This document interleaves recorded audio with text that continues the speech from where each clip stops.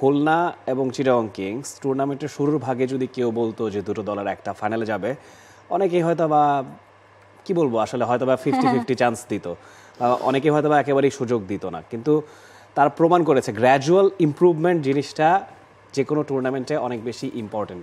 তো সেই ব্যাপারটাই ঘটেছে। চিটাগং কিংসও শুরুর ভাগে খাবি খেয়েছিল, তারপরে তারা ঘুরে দাঁড়িয়েছে।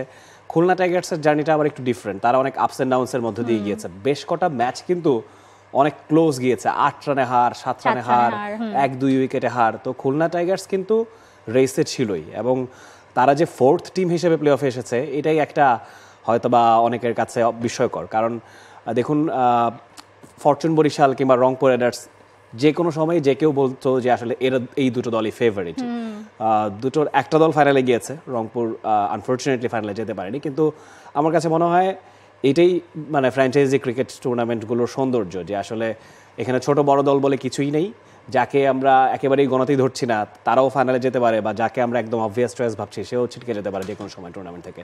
হ্যাঁ, সেটা অবশ্যই। এবং আপনি যেটা বলছেন যে আমার কাছে মনে হচ্ছে যে টুর্নামেন্টের শুরু থেকে শেষ পর্যন্ত সিলেট এবং ঢাকা বাদে বাকি সবগুলো দলেরই কিন্তু প্লে অফটা কোয়ালিফাই করার মতো সুযোগ ছিল। এবং আজকে যে ম্যাচটা খুলনা এবং চিটাগাংয়ের মধ্যে, এই দু দল হ্যাঁ আসলে মানে তারা ডিজার্ভ করতো, ডিজার্ভিং টিম হিসেবেই কিন্তু আসলে আজকে ফাইনালের লড়াইটা করছে। এবং দেখেন টুর্নামেন্টের একদম শেষ দল পর্যন্ত মানে শেষ দিন পর্যন্ত মানে তাকিয়ে থাকতে হয়েছে সবাইকে যে কে কোয়ালিফাই করে, এবং খুলনা টাইগার্স সেই শেষ ম্যাচটাতে আসলে চতুর্থ দল হিসেবে কোয়ালিফাই করেছে। খুলনাকে আমরা টুর্নামেন্ট জুড়ে দেখেছি অনেক ক্লোজ ম্যাচ হেরেছে, এবং তাদের একটা মানে কি বলবো একটা জুজু টাইপের ছিল যে তারা আসলে চেস করতে গিয়ে হেরে যেত। মানে এইটা একটা, তারা অনেকগুলো ম্যাচই আসলে চেস করতে তাদের টাফ সিচুয়েশনে পড়তে হয়েছে। কিন্তু আমরা দেখেছি যে একেবারে যেই শেষ ম্যাচটাতে তারা কোয়ালিফাই করেছে সেই ম্যাচটাতেও কিন্তু তারা চেস করে জিতে, যদিও লো স্কোরিং ম্যাচ ছিল, চেস করে জিতেছে। এবং এলিমিনেটর ম্যাচেও কিন্তু তারা আসলে চেস করেই রংপুরের সঙ্গে জিতেছে। এক্স্যাক্টলি, দেখুন রংপুরকে ব্যাক টু ব্যাক দুটো ম্যাচে হারানো এটা কিন্তু সোজা ব্যাপার না। কারণ যেহেতু রংপুর পুরো টুর্নামেন্ট জুড়েই দারুণ ছন্দে ছিল, 8টা ম্যাচ টানা জিতেছে, সেই রংপুরকে ব্যাক টু ব্যাক হারানো এবং এলিমিনেটরের মতো জায়গায় গিয়ে হারানো, নার্ভ ধরে রাখার একটা ব্যাপার আছে।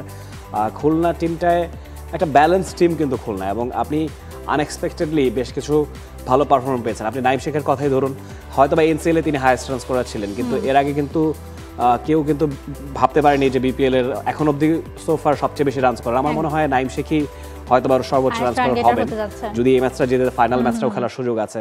তো এটা অনেক কিছুই খুব লাক ফেভার করেছে খুলনাকে, সেটাও বলতে হবে। একদম। এবং মিরাজ যখন নাইমের সঙ্গে ওপেনিং পেয়ারটা করেছে, ভালো একটা স্টার্ট কিন্তু সব ম্যাচেই প্রায় এনে দিয়েছে তারা। শুরু ভাগে কিন্তু তারা ওপেনিং পেয়ারটাই বেছে নিতে পারছিল না, অনেক খাবি খেতে হয়েছে, বাট সেখান থেকে তারা উতরে গিয়েছে। এবং এটা আসলে কি বলবো, মানে ফ্র্যাঞ্চাইজি ক্রিকেট লিগ বিপিএল এটাই খুব দরকার ছিল, এরকম এক্সাইটিং একটা টুর্নামেন্ট। এইবারে কিন্তু বিপিএল এর মাঠের খেলা নিয়ে খুব বেশি আপনি কমপ্লেন করতে পারবেন না। দেখুন মাঠের বাইরে অনেক কিছু হয়েছে, অনেক আলোচনা, শোরগোল, দলগুলোর পেমেন্ট ইস্যু বলুন, এসব নিয়ে অনেক আলোচনা হয়েছে, কিন্তু খেলা এক্সাইটিং হয়েছে এবং অনেকগুলো ম্যাচ খুব হাই স্কোরিং হয়েছে, যেটা টি20 আসলে সবচেয়ে বেশি টেনেছে দর্শকদের সবাইকে। এবং খুলনার কথা আমরা অনেক বলেছি, চিটাগং এর কথাও বলতে হয়। চিটাগং কিংস তারাও কিন্তু আসলে বেশ ভালো রিদমে আছে, এবং মানে বরিশালের সঙ্গে হেরে গেছে তারা ফার্স্ট কোয়ালিফায়ারে, কিন্তু মনে হচ্ছিল যে বরিশালকেও কিন্তু আসলে টাফ সিচুয়েশন দিতে দলটার মানে একেবারে যে কোনো ভাবে আসলে পারবে। সো দেখা যাক খুলনা এবং চিটাগং, আপনার কাছে কাকে বেশি ফেভারিট মনে হচ্ছে আজকে? খুবই টাফ টু অ্যান্সার, দুটো টিম একেবারেই প্রায় কাছাকাছি রকমের। দেখুন ব্যাক টু ব্যাক দুটো ম্যাচের রিপিটেশন হয়েছে। এর আগে কিন্তু চিটাগং কিংস ফরচুন বরিশাল তারা এই কোয়ালিফায়ারের আগেও তারা গ্রুপ পর্বের শেষ ম্যাচ খেলেছে, সেখানে চিটাগং কিংস কিন্তু ডমিনেট করে ফরচুন বরিশালকে হারিয়েছিল। তারপরে গিয়ে ফরচুন বরিশাল আবার জিতেছে।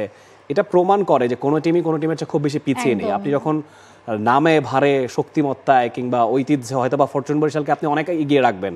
বেশ কয়েকটা টুর্নামেন্টেই তারা ফাইনাল খেলেছে, 1 রানে একবার হেরেছে, গতবার তারা চ্যাম্পিয়ন হয়েছে।